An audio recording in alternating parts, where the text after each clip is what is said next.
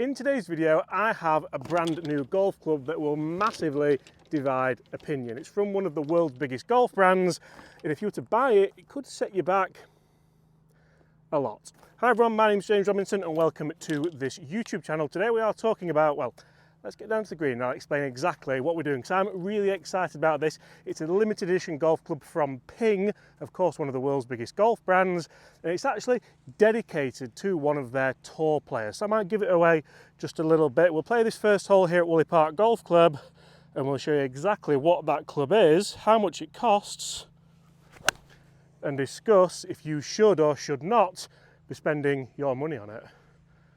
Oof, we'll take that for a first shot. And you see guys, this is an area of brand new golf clubs that's always intrigued me. It's always got me really interested in how people spend the money, where people spend the money, and of course, how much money people do spend, because limited edition golf equipment isn't for everybody, and there'll be people watching this video pulling their hair out saying, James, why on earth would anybody spend this amount of money on one golf club in the bag?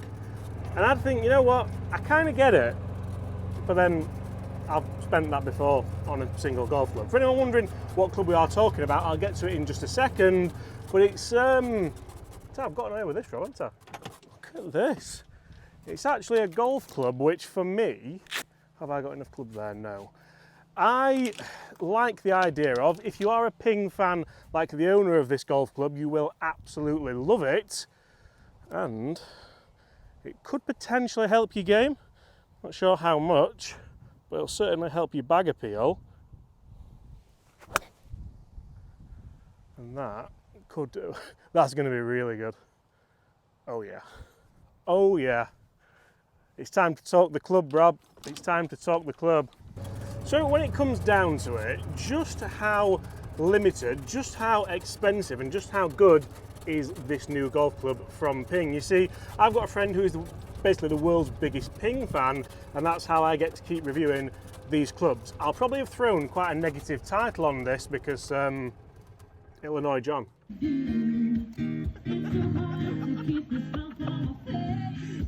be honest, and it does get more views, but we are of course talking about the brand new Ping PLD ES72 Hovland edition putter. Now I was looking online for these, and there's actually, if you get like the actual edition one, it's like $4,000 or something like that.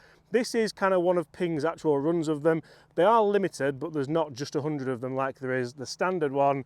So this is a little bit more attainable, a little bit more achievable, and they're around 550 to 800 pounds depending where you get them from. So it's still got that on cellophane, so I'm not going to take that off because I'm going to save that for John.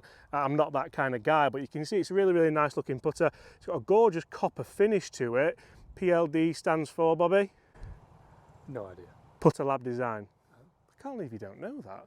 Putter Lab Design, but I really like the look of this. We're going to test it today. You can see it's not got the kind of actual insert with thicker milling, it's just one milled face. Whether or not that's why this is the kind of slightly more budget option. Sorry, John. It's a little bit cheaper than the actual one, isn't it? And you can see we've also got Oklahoma's orange colours both there and on the grip because Victor is an Oklahoma boy, isn't he, for college. Let's see if we can roll this putt in from just off the green. You see, if you are going to spend this money on a putter, I always think it has to be in your specs. I said this about other PLD ranges. And for me, a putter is only... Oh, go on then. A putter is only as good as the specs it's in for you. So this isn't in my specs and it's very limited in the specs you can buy it in. So for that price, would you want Hovland edition or would you want the Bobby edition? If you're Bobby, the James edition, the John edition. For me, you'd probably want the edition that's going to be best for your game, because realistically, if you're spending that amount of money, that's exactly what you should be doing. Thinking about your game, not Victor's game. So just what is this Ping PLD? You're right, Bobby, it's got a magnet on it. It's a magnet there. So you're the eyes and I'm the mouth. That's what's happening here. It's easier if it's already half off. Okay.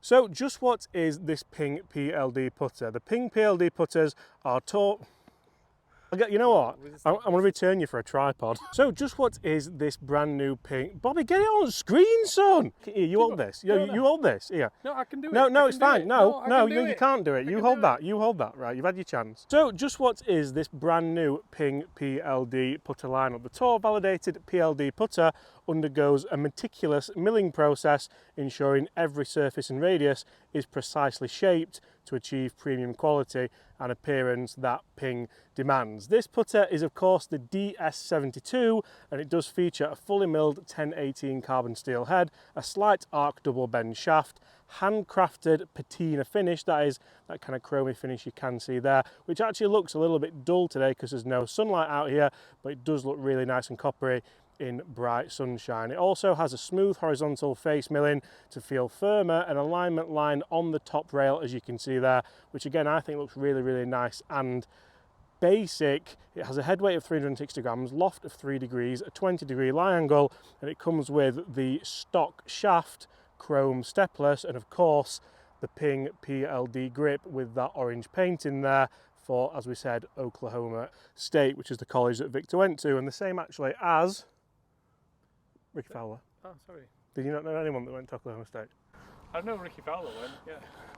I really like this head shape. I love the head design. It feels really short actually.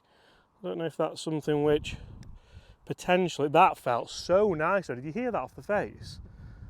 That's really surprised me. That felt absolutely gorgeous. And it's a bit of a strange one, isn't it? Because I'm actually a really big Victor Hovland fan. I'm not generally a golf. I don't really watch a lot of golf. I don't have favourite players. I'm probably a little bit old for that, aren't I? But I like how he carries himself. I like that he still sees the comedic value in things. I like that in press conference he'll say things like, I don't know what my thoughts on that are. Stay off the weed. remember that? That was a really good one. So I sort of get it. But to have your own putter before you've potentially, that really does feel nice. Before you've potentially won majors and Olympics, and I mean, big thing at the moment, isn't it? But I think it's a very interesting one. Ping potentially do have other players on the roster. They could give their own kind of PLD, give their own head shape. But again, I'm a huge fan of how he carries himself and a huge fan of this putter. Oh, that feels really nice. But what benefits can you get from this head style? Because we all know that Ping are famous for the Anser head style, they're famous for the Fetch head style with the big hole in it, they're famous for the Tyne head style with the two elongated kind of centre of gravity wings at the back there. But this DS72 is much more like a really traditional kind of mallet shape, isn't it? So generally you're going to have a little bit more forgiveness because it does elongate back there, but apart from that there's not a lot of technology in there apart from the face milling that potentially you could go charging 550, 600, 700, even 800 pounds for, depending where you go.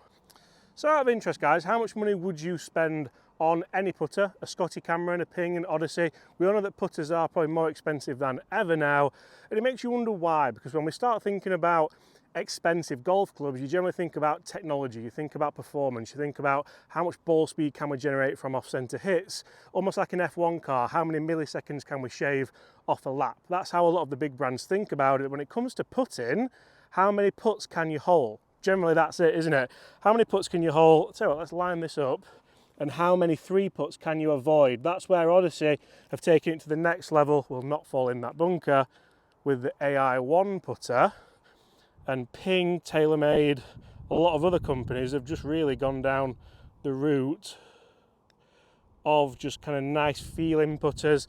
How soft can we make the face? How easy can we make distance control? I can't believe that putt didn't break, because it's all about start line and pace when it comes to what putter do you want to have in the bag. And I really do feel like, for me with this, it doesn't feel like any putter that I've tested in the last couple of months, in the last year realistically. That's 2 in a row, that Bobby, that one. It feels firmer, but I quite like that because I always generally use a urethane golf ball, so that's a soft shell golf ball, and I think it's a nice mixture. It's a nice click off the face, or a ping off the face, you could say. So guys, could you see yourself spending the money on Victor Hovland's Ping PLD putter? Oh, how does that slide by from there? I honestly don't know. And you see, when it comes to the specs of this putter, 360 gram, that's quite a generic spec for a putter head weight. Generally, you do see a lot of Scotty Camerons that do weigh 360 grams because it's just a nice weight that you can attach onto the end of the shaft. 3 degrees of loft actually isn't that much. A lot of putters do feature 4, even 5 degrees of loft potentially, and I'm actually really enjoying the kind of arc of this as well. So it's designed to be, as you can see, a slight arc, so I'm not trying to get this putter to work too much on the inside and rotate massively. I'm not trying to let it work too square back and try and keep that face really square. I'm just trying to let it rotate nicely and just on a kind of slight arc, keep turning around, and that is what I really like about the DS72.